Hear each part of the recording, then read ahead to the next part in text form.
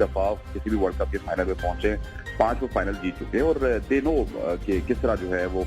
Final की game खेली जाती है। सेमीफाइनल और फाइनल में ऑस्ट्रेलिया बहुत ही खतरनाक टीम है और नॉकआउट्स में स्पेशली वो बहुत खतरनाक टीम है। आज एक किस्म का इंडिया का भी मैं समझता हूँ कि थोड़ा सा इम्तिहान होगा, क्योंकि इंडिया ने इसी जो है जगह पे इसी वर्ल्ड कप में पहले हराया था ऑस्ट्रेलिया को, लेकिन उसके बाद जब अब फाइनल में दोनों का टकरा है तो ऑस्ट्रेलिया डिफरेंट है। जैसा आपने जिक्र किया कि पहले डाउन एंड आउट की